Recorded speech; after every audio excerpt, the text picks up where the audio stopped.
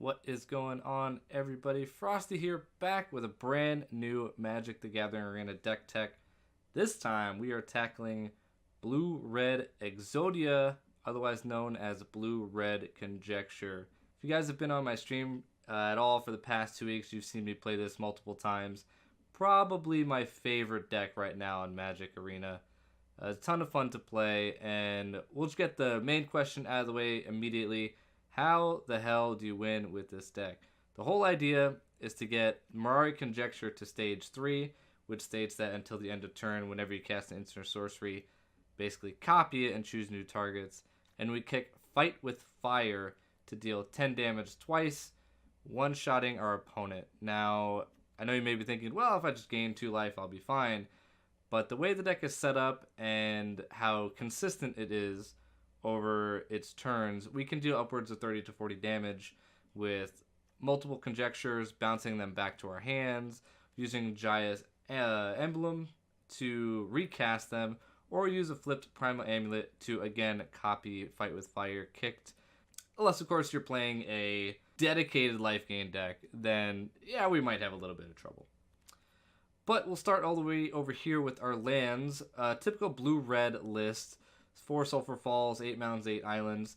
Playing 1 of Memorial to Genius. This could also be replaced with an Ipnit Rivulet to help the controlled matchups a bit, but I have not found a need for that as the control matchup has been pretty good. 2 Field of Ruins to deal with opposing Azkantas, an Arch of Oraska to help games go long, and just 2 Highland Lakes as Blue-Red does not have access to the Scrylands. Now we'll jump over here to our 5 mana spells. 3x Mirari Conjecture is the mainstay of the deck, the whole point of the deck. This has been such a huge engine with returning instances, returning sorceries, and then getting the duplication on stage 3. You can play them without the kill in hand just to get some value off of it. A lot of times I've cast it just to return an Opt or a Magma Spray or a counterspell just to have it in play and plan out that stage 3. You don't need to have the whole combo in hand when you're playing Mirari Conjecture. You can plan for it. You can get to it by the time stage 3 happens. And if that's not the case, stage 3 pops and you're like, oh shit, well I don't have anything to do, you can just cast a divination, or by that time you might have the ability to draw some cards with either Treasure Map or Azkanta in play. Overall, very, very, very powerful card. Our Devastation ×2. What I noticed in the first iterations of playing the deck, we could not deal with gods at all. Hazret was a huge pain in the ass. There was an increase in play of Ronus, the green god, and just overall Indestructible was kind of a pain in the butt. It's also this deck's only real way of dealing with Planeswalkers, and some of the important ones only plus themselves to 5 on their first turn. Obviously, dealing with Karn is a little different, but Teferi, Liliana both get taken out turn 1 by an Hour of Devastation. Also helps the Merfolk and green matchups immensely. So 2x of that. I wouldn't go to 3, I don't think. I never found myself in a situation where I really wanted to draw multiple hours, especially with Conjecture in play. Jaya, we originally started out with 2. She's extremely good in the control mirror, but beyond that, I felt it being a little lackluster, unless, of course, you can turn 5 player and then Sweltering Suns with her plus ability.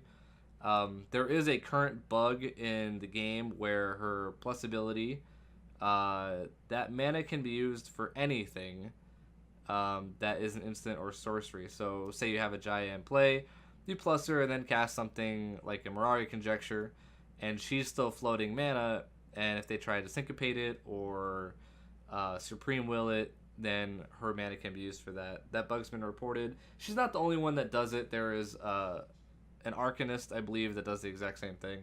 They know about it, so they're going to fix that. But her ultimate essentially is I get to do everything all over again. Casting instant and sorcery cards from the graveyard. So if your opponent has gained quite a bit of life over the game, we do the 20 with Mirari Conjecture, and then we can untap and deal another 10 with it out of the graveyard. Every time I've ultimated Jaya, my opponent has conceded. So there have been very few times where the game has gone on long enough that the emblem doesn't do anything anymore. But she's very, very good, but not good enough, I think, for multiples. I think she's a good Miser card.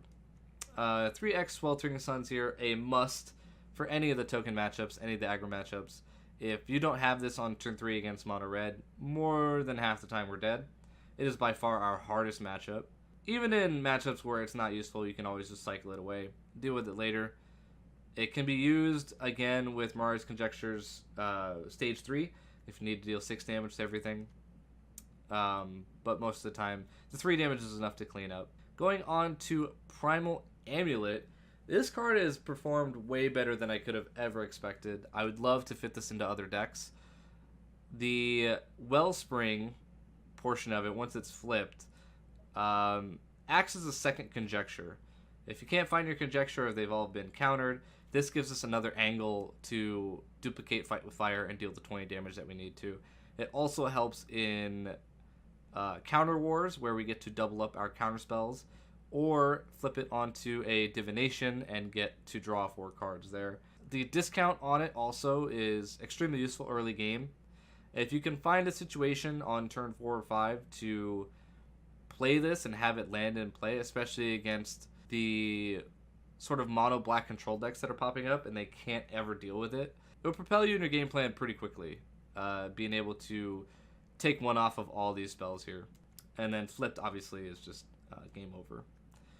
But here's the one that I'm most happy with being added to the deck. As Foretold, to begin your upkeep, put a time counter on it, and then once each turn, including yours and your opponent's, you may pay 0 rather than playing a spell or paying for the spell's mana cost. So once it has 1 counter on it, now all of your ops are free, your magma sprays are free. Once it has 2, your negates are free, your treasure maps are free. And then once we hit 3, here's when everything starts getting pretty spicy. As Foretold can be used to make Fight with Fire free. All you have to pay is the kicker cost. Kicker is considered an additional payment. So As Foretold can take the 3 off of Fight with Fire, you pay 6, you get the 10 damage. That allows you the extra mana to counter if need be, or double it up again. Say you have 2 Fight with Fires in hand, you use the first one, make it free, pay the 6, and then the next turn you can do it again. Playing it on 3 is probably the best feeling in the world. Getting As Foretold down as soon as possible, and once you get to, playing a Conjecture for free or a Jaya for free a few turns later, it's pretty insane. I absolutely love As Foretold. I would love for it to fit into more decks, as it is kind of a surprise in the control mirrors. Most of the time we're waiting for a turn 2 Escanta, and if we hold up, we negate theirs and then play an As Foretold, we're way ahead of the game. A lot of times they're not going to want to cast out a As Foretold. I've seen it happen, but we have Primal Amulet, Mari's Conjecture, and Jaya, all as additional threats. I absolutely love As Foretold. I would love to fit it into more decks, but Divination has been one that has been talked about quite a bit on stream. A lot of people are wondering why we're not playing, what is it, the Golden City or whatever it is. Yeah, Secrets of the Golden City over Divination, as we can draw 3 versus 2 here. What I've noticed in the deck is we're very heavy on red. This just seems easier to cast to me. A lot of times I sometimes don't have the 2 blue on 3 and would rather just get the Divination off, draw the 2 cards, and not deal with this. Although I would not fault you for playing this and maybe bump up the blue sources. Drop 1 mountain for another island here. But I prefer Divination over Secrets of Golden City in decks like this. Plus, with Primal Amulet in play, this is just a blue and 1, whereas this would always be 2 blue. So forces you to leave up 2 blue mana if you want to play it, or use up 2 blue mana rather than, being able to hold up 1 here. Counter spells, we have 3 negates, 2 cancels. I felt it's enough counters to protect our game plan. We're not looking to stop our opponent from playing their spells. We're not a you don't get to play type deck. It is simply to protect our combo pieces and to stop ourselves from dying, canceling a Hazoret or, Approach the Second Sun, not Sunrise. Approach the Second Sun, second time around, being able to counter that, not lose the game. If you would want to play more counter spells, I would wonder what you would take out. You know, we don't have a whole lot of room. Maybe move them around a little bit. You know, if you want to play one or two less negates and play something like Supreme Will to find the combo pieces or something like that, I wouldn't fault you with that. But no more than 5 counterspells, I would feel. Fight with Fire, the centerpiece along with Conjecture to the deck. Only way you get to win. It's the only way you kill your opponent. We're playing 3 because there's so many ways to return it. I don't feel like the full 4 is needed. I would rather have a counterspell or a utility spell like Divination or Blink of an Eye rather than the 4th Fight with Fire. Speaking of Blink of an Eye, though, I want to go up in number of Blink of an Eye. This with Mirari Conjecture is such a headache to deal with on the other side. I've played against a deck, and I'm actually playing a deck right now that uses the full 4 Blink of an Eyes with the full 4 Mirari Conjectures, and it is extremely annoying to deal with from my opponent's side. I've had many concedes just to the fact that I can keep bouncing it and getting back the sorceries and not having it ever pop if I don't need it. Very, very, very useful. I would love to go up to 2 Blink of an Eyes in this deck. Probably cutting an opt for another Blink of an Eye here. And then our 2-drop utilities, Search for Escanta and Treasure Map, must-haves for this type of deck. Being able to find your combo pieces as quickly as possible. Treasure Map assisting in not just the scry and the draw to find the combo pieces, but it is a very quick way to ramp into the kill. I believe the fastest you can kill your opponent is turn 7 if everything goes to plan. And Treasure Map being able to give you that 3 mana boost is what's really important to that. I love both these cards. Any blue control deck or blue shell, I would play at least 2 of each. And then our 1-drops here, Opt along with Magma Spray. Magma Spray needed in the mono red matchup for Kenra, as well as Goat Boy on Crop Crasher. Again, I've said the mono red matchup is the worst thing to deal with out of this, so I would not fault going up to 4 Magma Sprays here instead of an Opt. Opt is great for when we're late in the game, we need to find our pieces. We have everything set up. Scrying 1, drawing 1, being free with As Foretold, or flipping an Amulet later on at instant speed. All really good things. But this deck is a blast, man. An absolute blast to play. I've had many 7-win runs with it in Quick Constructeds. At the same time, I've had many 0-3s after facing 3 mono reds in a row. I would not take that as a failure on the deck's part. You cannot beat everything. There will always be a deck you are weak to. If you can try and shore up that matchup, whether you play more Magma Sprays, you play more Sweltering Suns, maybe you drop some of the counterspells for things like a Braid, doing everything possible without sideboards to make that matchup better. But at the same time, if you're making that matchup better, you're making your control matchup worse. And I would rather be able to beat blue-white control than not. That's the way I built the deck. If you have any questions on how it works or why it works or, anything like that, feel free to hit me up in the comments below. If you're wondering what cards could you not have, I would say you don't need As Foretold if you're holding on to some of those with Mythic Wild cards. You don't nearly need As Foretold.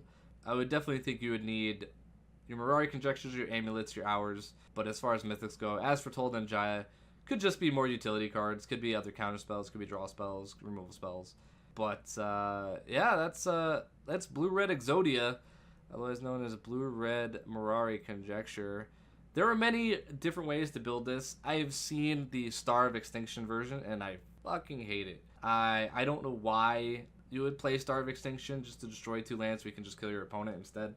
Really? If you want to fit maybe a Star of Extinction in here as a 20 damage to the board type clear, then I could see that. But that being your only way to really do anything with Mirari Conjecture, I just don't agree with. I would rather just kill my opponent than destroy 2 lands and some of their creatures. But yeah, that's just me. But this is a ton of fun to play. We'll probably be playing it more and more on our stream. Although I'm afraid when Kaladesh hits, this deck will not be nearly powerful enough. I'm hoping the blue-black version of it will be a little bit better come Kaladesh. But we'll see. We'll see what happens. But if you have any questions regarding the deck list, or anything like that, hit me up in the comments below. Hope you guys enjoyed this deck tech. Once again, my name is Frostie. I'll see you next time.